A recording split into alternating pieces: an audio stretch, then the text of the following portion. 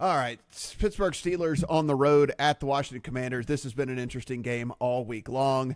Flip-flop between 3 and 2.5 all week, and you can still find both numbers out there currently in the market. 44.5 all the way to 45.5 out there in the markets as well. So the total is like not in agreement across the industry. Just a really wild kind of way that this one's gone down, Mo. We know the Steelers coming off of a bye, so if you believe that one extra week of Russell Wilson working with these, with the offense and the receivers and stuff, they bring in Mike Williams. Don't know how much of an impact he's going to make right off the bat, but there is at least one more guy for him to throw the yellow balls to downfield. And to be fair, Mike Williams is only in this league because he's really good at catching 50-50 balls. So he probably went to the perfect place. I mean, like Russell Wilson just backing up and hucking it 35 yards down the field and say, hey, Mike Evans, catch 50% of these, whenever I throw them down there. So very interesting. Did you fall on one side or the other here? Leaning Washington. I'm a little bit tempted at 2.5 to play them. I kind of like the over as well. This is one where I just think the way the Steelers defend and the way, they get so much value out of their pass rush. And you have a guy in Jaden Daniels who is extremely hard to sack, very good on the pressure to sack numbers. I think it kind of mitigates the biggest strength of the Steelers defense. His awareness is so good. He's been so good at getting, nobody can catch the guy if he gets moving. So yeah. And at the same time, you have a Washington secondary that they bring in Marshawn Lattimore. I think he's still hurt. He has not practiced. Probably doesn't know the system that well. I don't think he's going to go. So these Washington DBs are going to be at a big disadvantage against George Pickens, and the Steelers they're looking okay on offense. And there you go. So, right as soon as we say that, a notification: Dan Quinn, Marshawn Lattimore will not play this Sunday. So there we go. I think that's doesn't surprise me at all. So I kind of like the over. I kind of like Washington. Undecided on pulling the trigger here, but those are the ways I lean here.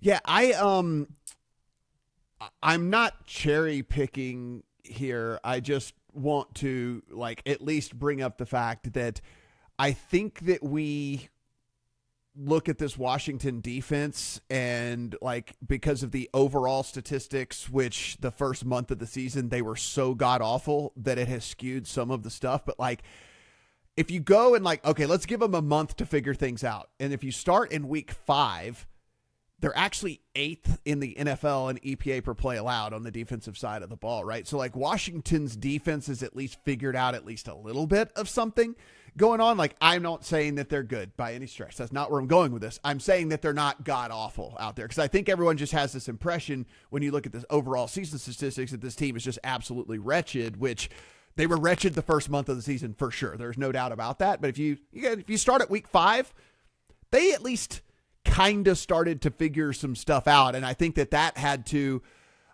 Mo, for me, as I was starting to try to reevaluate some of these teams, right? Because I'm to the point of the season now where my priors are gone, right? I the priors I don't care about anymore really at all, because between injuries and the way that I've seen these teams play for 2 months, et cetera, okay, I've got to look at what these teams actually are in the NFL this year. And I just thought this Washington defense was literally going to be a bottom 5 unit all season long. And so the fact that they're not, I have to kind of reprogram my brain to not just instantly go to the fact of oh yeah, but the other team's just going to fucking wreck the defense, which isn't necessarily the case. I think they get a lot of value from their coaching, man. Mm-hmm. I mean, because it's like you said, you looked at this roster of the preseason, we all did, and we're like, how are they going to stop anybody? Mm-hmm. No pass rush to speak of, and then you look and they're 7th in pressure rate. It's how are they doing that? Well, it's got to be or 9th in pressure rate, 7th in adjusted sack rate. I mean, I think they're just scheming up a lot of stuff, and I give a lot of credit to Dan Quinn, man. I mean, the whole coaching staff has done very well, but you at least saw a path to this offense being pretty good because, well, okay, if Jaden Daniels is very good, Terry McLaurin we know is very good. They have 2 good running backs. You could see this offense being good. I'm stunned that the defense has been even competent. So I give the coaching staff a lot of credit. Yeah, I'm with you. For me, it's 2.5 on Washington or pass. I am not saying the Steelers, I will preface this by saying that I'm certainly biased because I thought the Steelers were kind of like smoke and mirrors through that first part of the season as it was anyway. And I do think that Russell Wilson probably gives them a little bit better chance to win because Justin Fields refused to push the ball down the field. And at least Russell Wilson brings that element to this offense and probably to the skill set of Mike Williams and George Pickens as well. So I'm willing to say that I was wrong at least a little bit from the Pittsburgh perspective, but dude, a lot of their success was him just hucking it down the field, getting pass interference calls, George Pickens making like circus catches and stuff like that. And that's not to say that he won't do that once a game, but like happening 4 and 5 times a game, which it has the last couple of weeks, I just don't think is replicable. So again, I'm willing to be proven wrong. Maybe that is just how this offense is going to function for the rest of the season. And if so, then again, I'll reprogram my brain, but I just don't know that you can do that on week in, week out basis.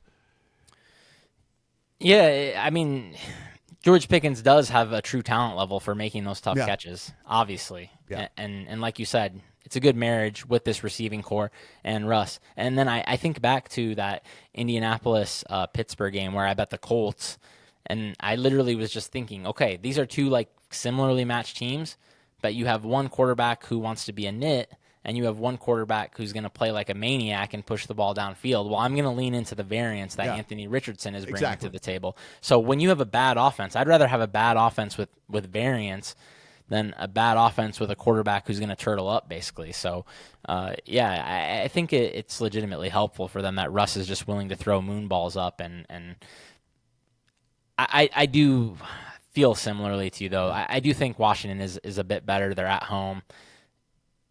I think this maybe opened at 1.5 or something. I think that probably would have been of interest to me. Right.